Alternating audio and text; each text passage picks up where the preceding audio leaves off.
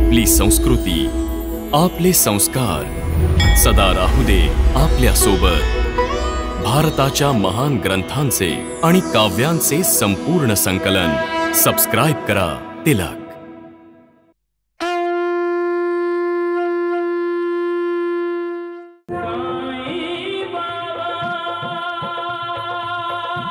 माळसापती, तुला माहिती आहे की साईबाबा हिला द्वारकामाई का म्हणतात?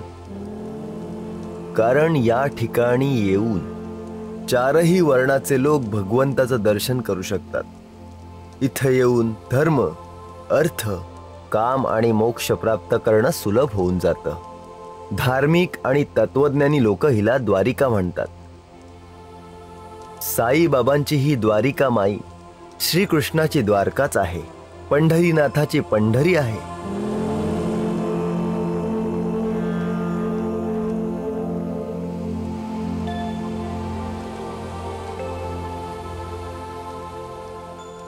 गवळी बुवा, जेव्हा तुम्ही तुमच्या घरी परत जाल तेव्हा रस्त्यातच दासगणू भेटतील. म्हणजे साईबाबा दासगणूला देखील ओळखतात? तुम्ही दासगणूला माझा एक निरोप द्या की मी त्याची वाट पाहतोय. जरूर साईनाथ, मी तुमचा हा निरोप दासगणूपर्यंत जरूर पोहोचवेन.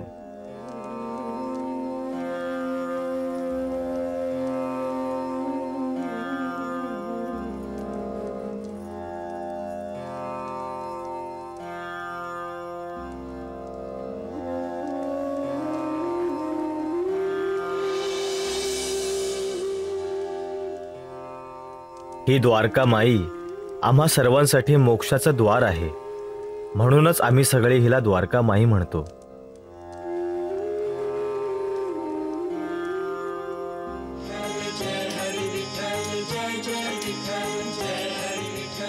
विठ्ठल विठ्ठल विठ्ठल विठ्ठल. प्रणाम. प्रणाम. गवळी बुवा, मी तुम्हाला नाही, त्या गाढवाला प्रणाम केला आहे. पण मी पण तर गाढवालाच प्रणाम केलाय द्वारकानाथजी. द्वारकानाथजी, गवळी बुवा तुम्हाला गाढव म्हणाले. अरे गप्पा बसा मूर्खांनो. ईश्वर सगळीकडे आहे, सगळीकडे आहे द्वारकानाथजी. आणि सच्चिदानंद साईनाथ म्हणतात की तो सर्व प्राणी मात्रात आहे. तो माणसांमध्ये आहे आणि गाढवांमध्येही आहे. मला तुमच्यामध्ये साईबाबा दिसले आणि मी साईबाबांना प्रणाम केला. तुमची बुद्धी भ्रष्ट झालीये गवळी बुवा, म्हणूनच तर तुमच्या सारखे लोक इथं शिर्डीत येऊन त्या ढोंगी साईबाबांचं महत्व वाढवतात, त्याला विठोबाचा दर्जा देऊ लागतात. बुद्धी तर तुमची भ्रष्ट झाली आहे द्वारकानाथजी, म्हणूनच तर तुम्हाला विठोबाचं दर्शन नाही होऊ शकलं. तुम्ही तुमच्या डोळ्यांवर जी अहंकाराची पट्टी बांधली आहे, काढून टाका तिला. मग तुम्हाला साईबाबांमध्येच ईश्वर दिसेल. वैद्यबुवा, तुम्ही तर दुसऱ्यांची नाडी परीक्षा करून त्यांचा इलाज करता, मग तुम्ही स्वतःच कसे आजारी झालात? वैद्यबुवा, ज्या साईबाबांच्या समोर आपण मस्तक झुकवायचं, त्यांच्याच समोर अहंकाराने मान वर करून कसे बोलता आपण? ज्या साईबाबांची तुम्ही भक्ती केली पाहिजे, त्यांनाच आव्हान देण्याचं दुस्साहस करताय तुम्ही. फारच दुर्दैवी आहात आपण, खूपच दुर्दैवी. विठ्ठला विठ्ठला, पांडुरंगा पांडुरंगा.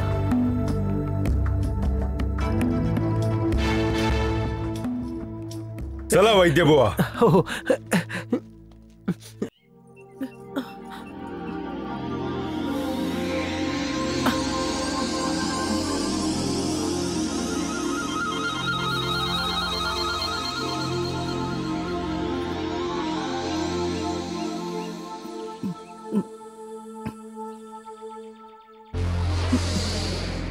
सुभद्रा, वहिनी,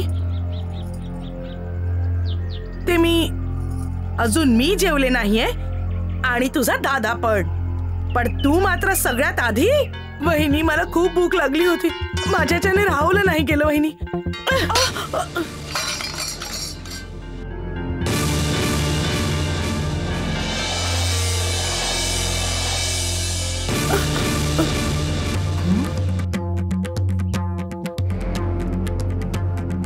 हे काय केलंस तू सुनबाई? धडा शिकवते तुमच्या लेकीला की जोपर्यंत घरचे मालक मालकीण जेवत नाहीत तोपर्यंत जेवायचं नाही. तू खूप जास्त बोलते सुनबाई. मग तुम्ही तुमच्या लेकीला लायकीत राहायला सांगा ना.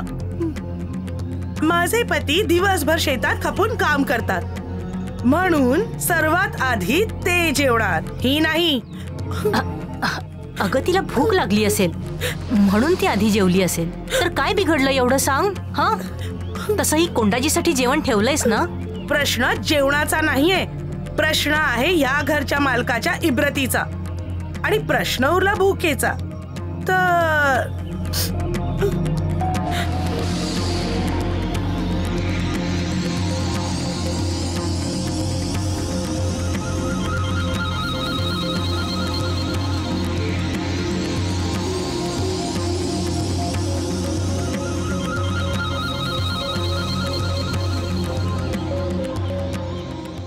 तर जेव्हाही भूक लागेल तेव्हा तुम्ही दोघी ही माती खा. आठवतंय ना, शकुंतलेला सुद्धा तुम्ही दोघांनी माती खाऊ घातलेली जेव्हा तिने साईबाबांची विभूती मागितली.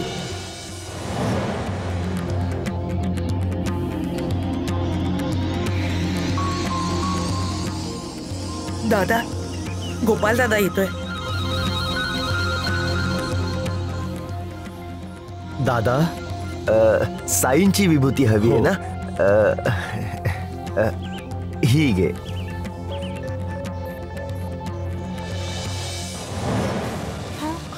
जर माती खाऊन ती नाही मेली तर मग तुम्ही पण नाही मरणार. हे घे.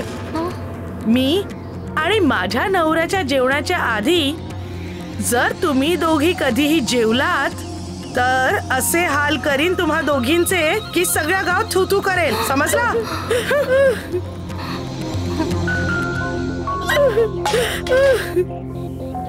आई, हे काय घडतंय आपल्या घरात.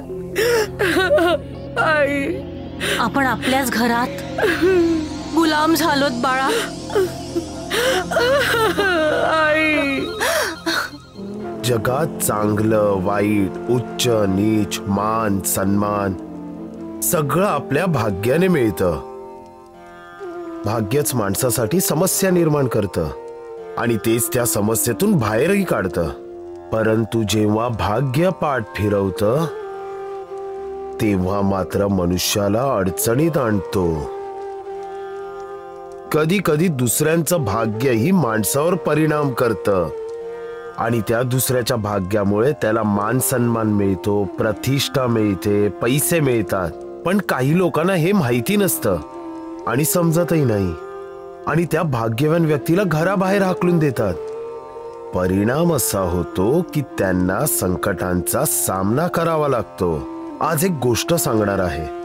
एका गावात एके दिवशी मुसळधार पाऊस पडत असतो. सकाळपासून सोसाट्याचा वारा सुटलेला असतो. शाय शाय शाय, कडकड कडकड कडकड कडकड कड.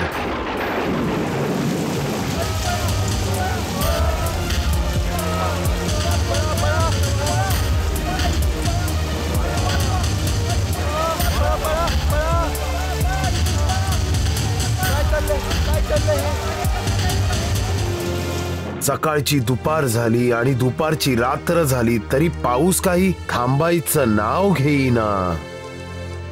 गावाबाहेर जंगलात काही लोक होते. पावसापासून वाचण्यासाठी त्यांना एका घनदाट झाडाखाली उभं राहावं लागलं.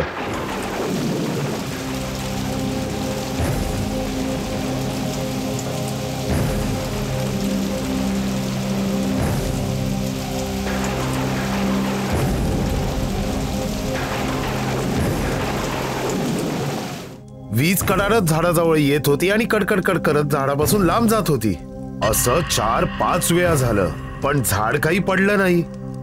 मग झाडाखाली थांबलेल्यांपैकी एक जण म्हणाला, आपल्यापैकी एक जण आज मरणार आहे. म्हणूनच वीज झाडापर्यंत येत आहे. जर आपण त्याला इथून हाकलून दिलं तर आपण सगळे वाचू शकू, नाहीतर त्या दुर्दैवी माणसाबरोबर आपण सगळेही मरू. पण आपल्यातला तो माणूस कोण आहे हे कसं कळणार आपल्याला? एक काम करूयात, आपल्यापैकी सगळेजण एक एक करून त्या समोरच्या झाडापर्यंत जाऊन येऊ. ज्याचा मृत्यू जवळ आला असेल त्याच्यावर येता जाताना वीज पडेल आणि मरेल, मग आपण सगळे वाचू. हो ठीक आहे, बरोबर आहे. आपण असंच करूया. पहिला मी जातो.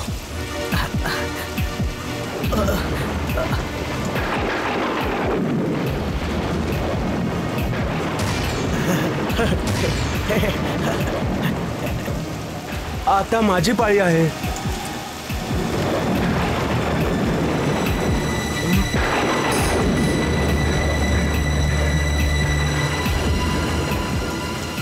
आता तू जा.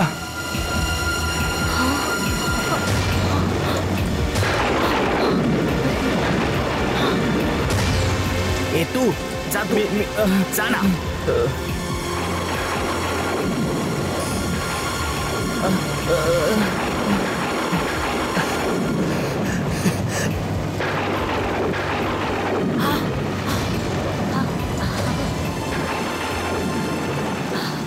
फक्त एक मुलगी राहिली होती जी त्या झाडापर्यंत गेली नव्हती. हीच आहे ती, हीच आहे. हिच्याचमुळे आपण मृत्यूच्या दारात उभे आहोत.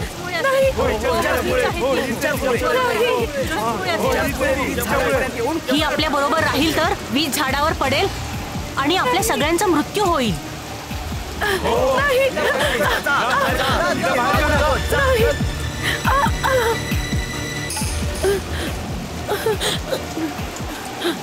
बघा बघा, आता वीज हिच्यावरच पडेल. नाही.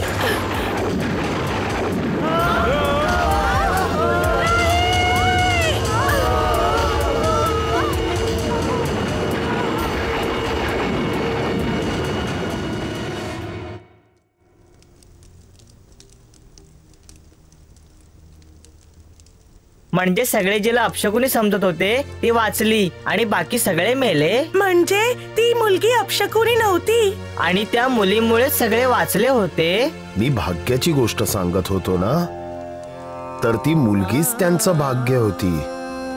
तिच्याच मुळे ते अजूनपर्यंत वाचले होते. आणि त्यांनी आपल्या हातांनी आपल्या भाग्याला दूर लोटलं. हा बाळा लक्ष्मी, किसन माझी देखील एक भक्त होती. तिच्या घरच्यांनी तिलाही असंच घराबाहेर हाकलून दिलं होतं. म्हणजे आपल्या भाग्याला बाहेर हाकलून दिलं? हो, त्यामुळेच आता त्यांचं भाग्य त्यांच्यावर रुसणार. माझ्या भक्तामुळेच तर ते अजूनपर्यंत आबाद होते, आता बर्बाद होणार आहेत.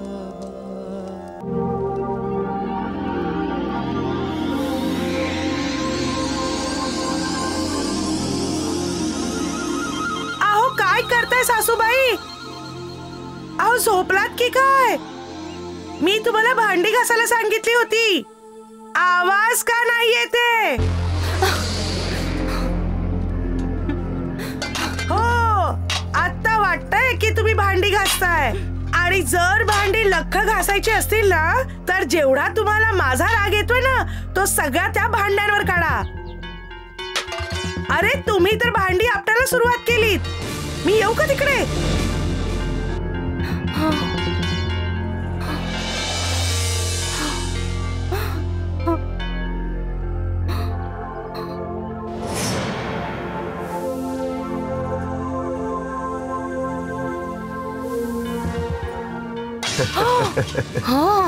सासूबाई, हे काय?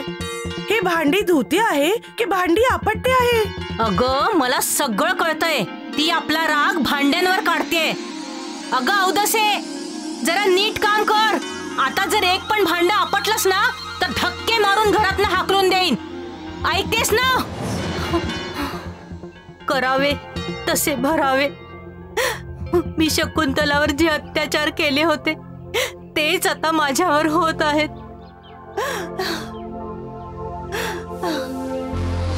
काय ग, जेवत नाहीस का? जरा नीट पाय दाब. खायला कहार आणि धरणीला भार. अगं असं समज की तू तुझ्या सासूचे पाय चेपत आहेस. जोर लाव जोर. वहिनी मी खूप दमलीये वहिनी. काय म्हटलंस?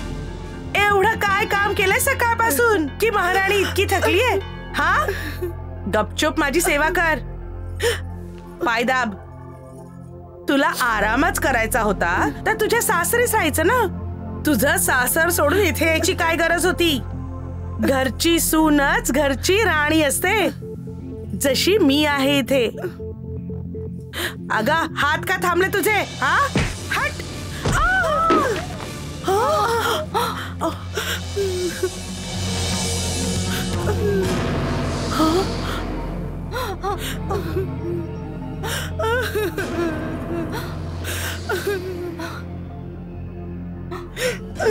फोडलात ना माठ?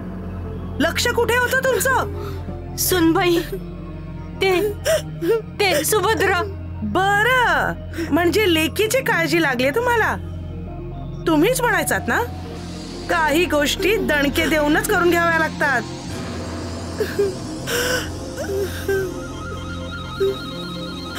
शकुंतला जेव्हा तुमचे पाय नीट चेपून देत नसायची तेव्हा तुम्ही काय करत होतात? आठवतंय ना तुम्हाला? तुझे हात का थांबले? इकडे लक्ष दे आणि नीट पाय चेप, नाहीतर ही अशी लाथ मारेन तुला. मी पण तेच केलं. ही अपशकुनी सुभद्रा माझे पाय नीट चेपून देत नव्हती, म्हणूनच मी तिला लाथ मारली आणि तुम्ही माठ फोडलात. तुम्ही तर आम्हाला भिकेला लावाल. हा माठ मी माझ्या माहेराहून आणला होता. नक्कीच या सुभद्रेने सांगितलं असेल तुम्हाला हा माठ फोडायला, हो ना? नालायक. नाही, असं नका समजू की मी डोळे झाकून बसली आहे. मला सगळं समजतं. तुम्ही दोघी माय लेक मिळून माझ्या विरोधात काय काय कुंभाड रचता ते. पण मी शकुंतला नाहीये. माझं नाव पार्वती आहे, पार्वती. मी तुम्हा दोघींचं कुठलंही षडयंत्र यशस्वी होऊ देणार नाही. ऐकतेस ना तू? हा, सासूबाई, आजपासून या घरचा एक नियम असेल. तुम्ही एक गोष्ट फोडलीत तर त्याच्या बदल्यात तुमच्या या कार्टीला 100 थापडा बसतील. नाही नाही नाही.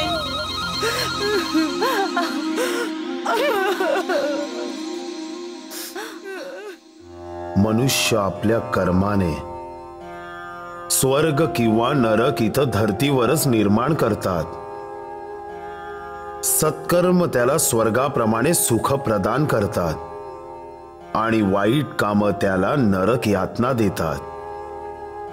लक्षात ठेवण्यासारखी ही गोष्ट आहे की जो प्रकाश आपल्याला सूर्यापासून मिळतो तो प्रकाश जगभरातले सगळे तारे जरी एकत्र आले तरी नाही देऊ शकत. याच प्रकारे केवळ ईश्वरच आहे जो आपले जीवन प्रकाशमान करू शकतो. सद्गुरूच केवळ आपल्याला मोक्षाच्या मुक्तीच्या मार्गावर नेऊ शकतात. मग तुम्ही कोणाशी वाईट नाही वागणार, कोणाचा तिरस्कार नाही करणार. मनाची शांती प्राप्त झाल्यावर तुम्हाला साक्षात्कार होईल की ईश्वर सदैव आपल्या सोबत आहे. घ्या.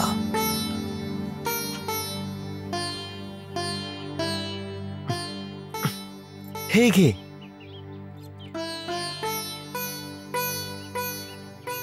नानासाहेब, हा सगुण नयेत देखील तुमच्यासारखाच भाग्यवान आहे. यांना साईबाबांनी हैदराबादवरून इथं बोलवलं आहे. अच्छा. नानासाहेब, जेव्हा मी हैदराबाद मध्ये होतो तेव्हा एके दिवशी माझ्या घरासमोर एक फकीर येऊन उभा राहिला. भिक्षाम देहि.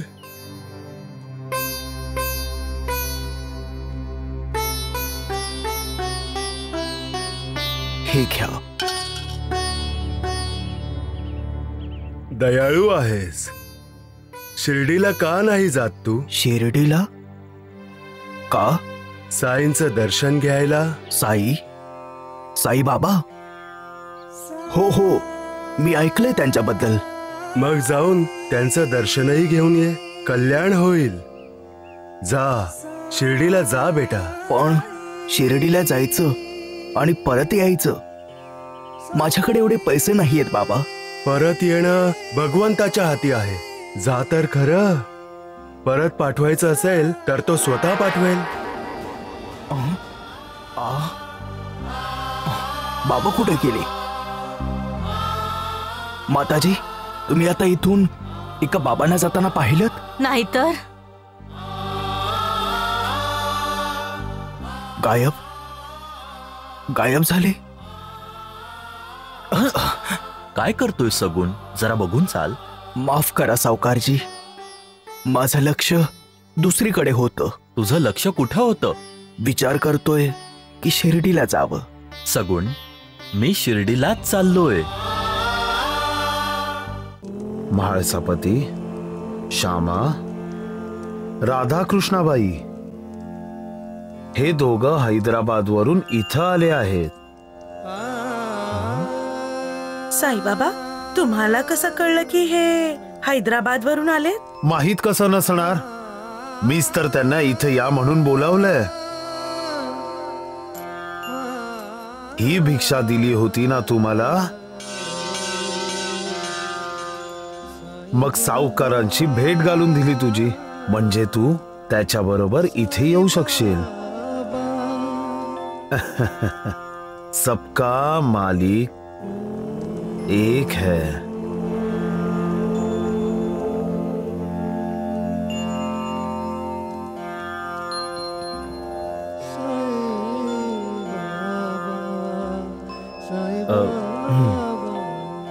साईबाबा, सगुण नायकला शिर्डीतून परत जाण्याची परवानगी द्यावी. परवानगी कशी देऊ? आधी मला दक्षिणा तर दे.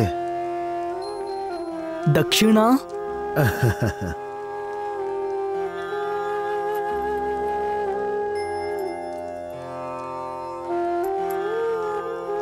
बस?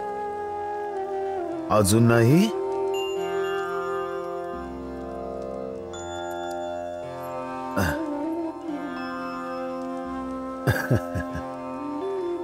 श्यामा, ह्याच्या खिशात आणखीन 5 रुपये आहेत. सगुण नायक, साईबाबा तुझ्याकडून 5 रुपये मागत आहेत.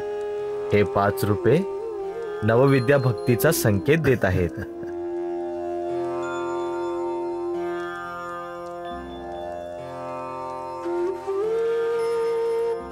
अल्लाह. आता तरी सगुण नायक हैदराबादला जाऊ शकतो ना साईबाबा?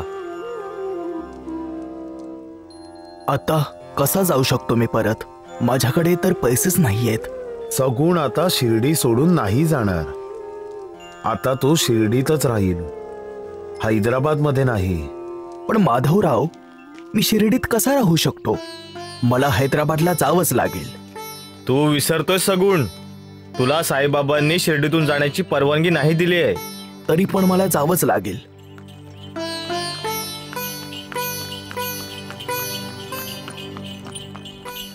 सावकारजी, हैदराबादला पोहोचताच मी आपलं कर्ज व्याजासकट चुकत करेन.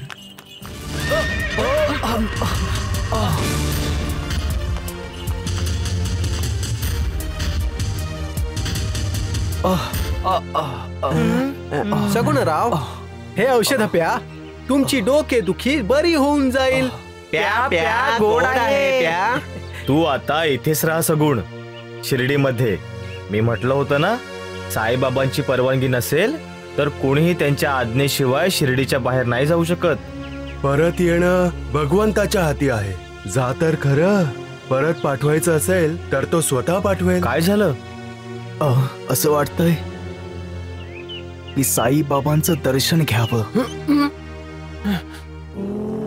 बघितलं का राधाकृष्णमाई, मी नको म्हणत असताना देखील हा सगुण शिर्डी सोडून चालला होता.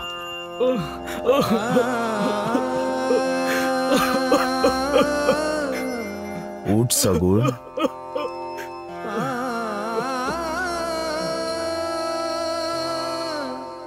आता शिर्डीच तुझं कार्यक्षेत्र असेल. सगुण शिर्डीतच राहील? अहो पण तू इथे करेल काय? द्वारका माईच्या बाहेर गेल्या गेल्या जी पहिली वस्तू सगुण त्याच्या हाती पकडेल, सगुण तिचाच व्यवसाय करेल.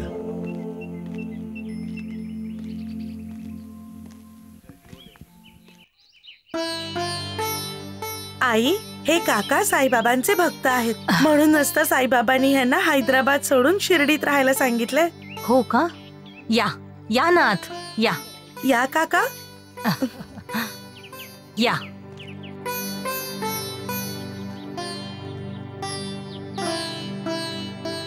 तुम्ही बसा, मी आलेच.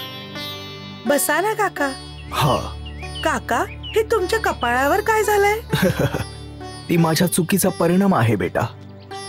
मी हैदराबादला परत जात होतो तेव्हा अचानक माझा टांगा उलटला. साईबाबांची इच्छा नव्हती की मी परत जावं. साईबाबांची लीला तर कुणाला समजली नाही ग.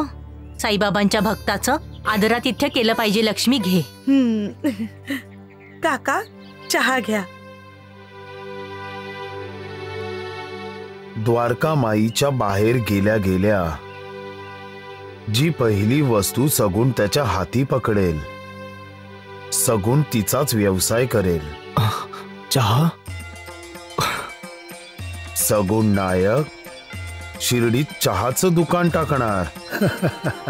चहा पाजणार सगळ्यांना. जशी बाबांची इच्छा. साईबाबांच्या आशीर्वादाने बरकतच बरकत आहे. आता विचार करतोय की काही वर्षांनी हॉटेलचा व्यवसाय सुरू करावा, अर्थात साईबाबांच्या आशीर्वादानंतरच.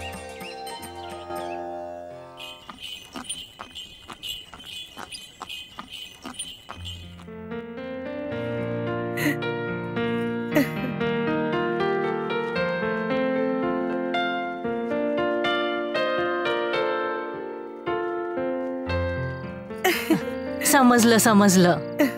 तुझा हा खुललेला चेहराच सांगतोय की तुझा गोपाळ आलाय. ते भाऊजी आले आहेत ताई.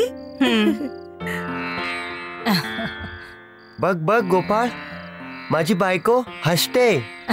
यास्मिन, हसताना किती सुंदर दिसते.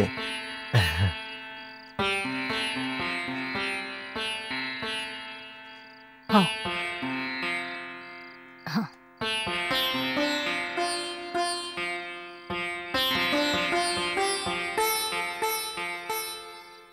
यास्मिन, काही म्हणा, जेव्हापासून हे दोघं या घरात आलेत आपल्या घरी आनंद आलाय.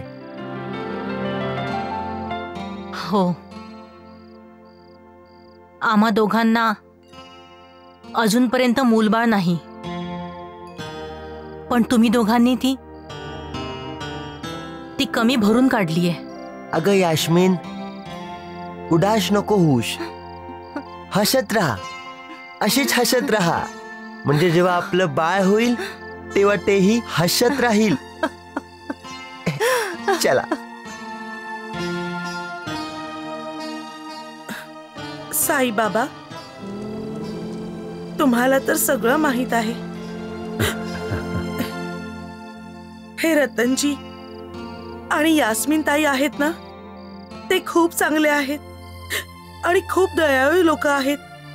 आम्ही दोघं आनंदात आहोत साईबाबा, पण या दोघांना मूल नसल्याचं दुःख आहे. माझ्याच्याने यांचं दुःख पाहावलं नाही जात आहे साईबाबा.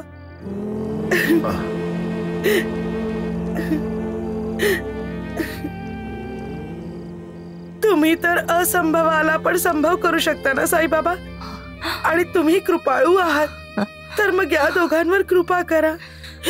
या दोघांना अपत्य सुख प्रदान करा. या दोघांवर दया करा. या दोघांवर दया करा. सबका मालिक एक. शकुंतला, तू आमच्यासाठी दुआ मागत होतीस डिक्री. तुला पण तर मूल होत नाहीये आणि तू आमच्यासाठी प्रार्थना करत होतीस. तू जितकी सुंदर आहेस ना शकुंतला, तुझं मन त्याही पेक्षा सुंदर आहे. तुम्ही दोघांनी आमचं मन जिंकून घेतलं आहे.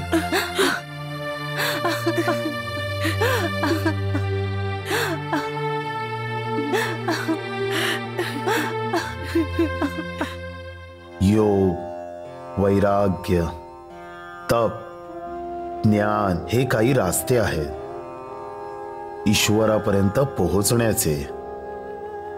जर तुम्ही सफल साधक नाही झालात तर तुमचं आयुष्य व्यर्थ आहे. कोणी तुमची कितीही निंदा करो, तुम्ही त्याचा प्रतिकार नका करू. जर काही शुभ कर्म करण्याची इच्छा असेल तर नेहमी दुसऱ्यांचं भलं करा. सबका मालिक एक है. तू किती निष्पाप आहेस बाईजा. ईश्वर, म्हणून तुझ्यावर इतकं प्रेम करतो मी. चला जा. अच्छा ऐक, जरा डोळे बंद कर. का? मी सांगतोय ना. माहित नाही उद्या मी बोलू शकेन की नाही. अहो, आजकाल तुम्ही काहीतरी विचित्रच बोलायला लागल्यात बघा. बर, मग माझं ऐकून आता डोळे बंद कर. डोळे बंद कर. बरं बाई, ठीक आहे. बघ बंद ठेव हा. उघडू नकोस. अजिबात. उघडू नको, उघडू नको म्हटलं ना. नाही नाही. डोळे उघड.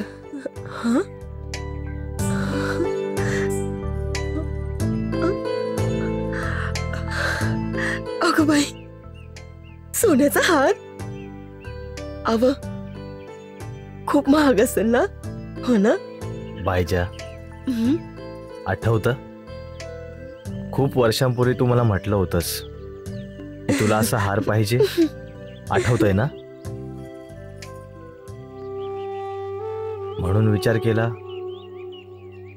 की जाण्याआधी तुझ्या सगळ्या इच्छा पूर्ण करून जावं. कुठे चाललात तुम्ही? अगं हार तर बघ. सांग तरी तुला आवडला का ते? अहो, खूपच छान. खूप आवडलं मला. अव, या हारापेक्षा मंगळसूत्राचं महत्व जास्त असतं.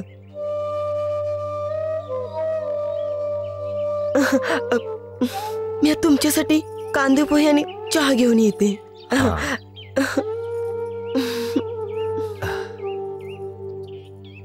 माहित नाही अजून किती दिवस तुझ्या गळ्यात हे मंगळसूत्र राहील. नंतर काढूनच ठेवावं लागेल. विठ्ठला विठ्ठला विठ्ठला विठ्ठला पांडुरंगा. नमस्कार गवळी बुवा. नमस्कार. आपल्याला नमस्कार केला म्हणजे विठोबाला नमस्कार केला. दास गणू, मला नाही तर त्या विठोबाला नमस्कार कर. पंढरपूरला जाऊन? नाही, शिर्डीला जाऊन. शिर्डीच्या साईबाबांना नमस्कार कर. तेच विठोबा आहे आणि तुला तर त्यांनी स्वतः बोलवलं आहे. मेरे तो गिरधर गोपाल, दुसरो ना कोई. म्हणजे मी शिर्डीच्या साईबाबांकडे का जाऊ? माझे सद्गुरू तर श्री वामन शास्त्री आहेत ना. जायचंच असेल तर मी त्यांच्याकडे जाईन ना. विठ्ठला विठ्ठला. जय हरी विठ्ठल. शिर्डीला तर तुला यावंच लागेल दासगणू. मी तुला इथं खेचून आणेन.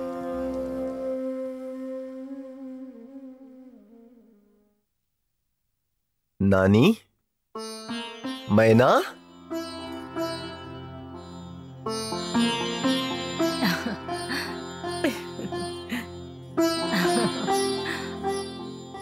दर्शन झालं साईबाबांचं? असं समजा की भगवंताचं दर्शन झालं. साईबाबांनी केवळ माझ्याकडे पाहिलं आणि माझं हृदय सद्गतीत झालं. असं वाटलं की जसं की मी तन आणि मन दोघांनी पवित्र झालोय जेव्हा त्यांनी मला आशीर्वाद दिला. काय वर्णन करू मी साईबाबांचं. ते योग्यांचे योगी आहेत, योगीराज आहेत, गुरूंचे गुरु आहेत. पंचमहाभूतांवर त्यांची सत्ता चालते. ते म्हणायला तर शिर्डीला असतात, पण एकाच वेळी ते अनेक ठिकाणी दिसून येतात. भूत, वर्तमान, भविष्य सगळं जाणतात. त्यांच्या मुखातून सदैव अमृताचा वर्षाव होत असतो.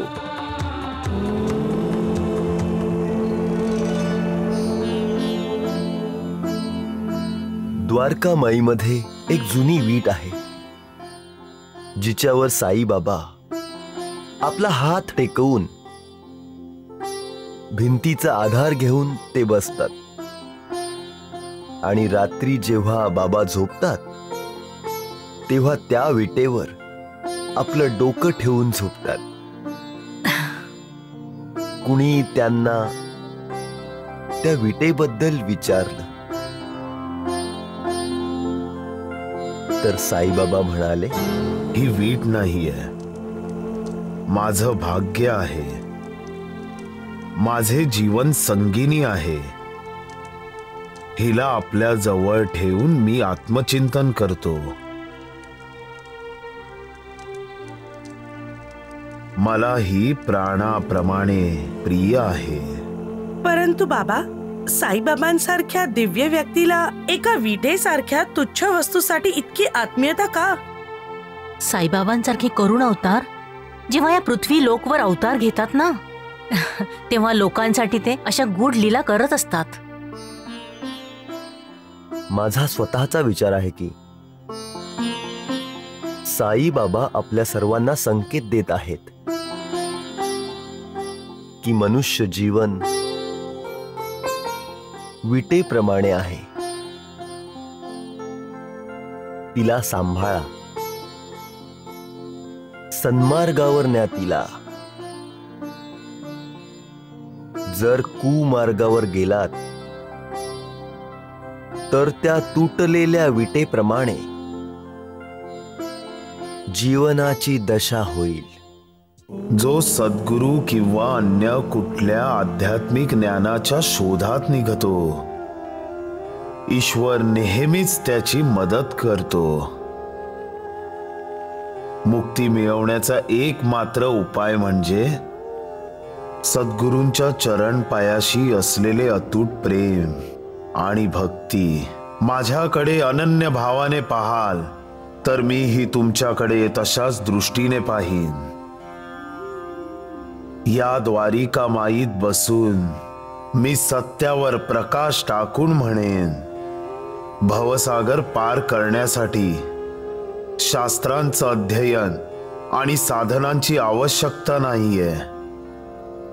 केवळ गुरूंवर विश्वास गरजेचा आहे.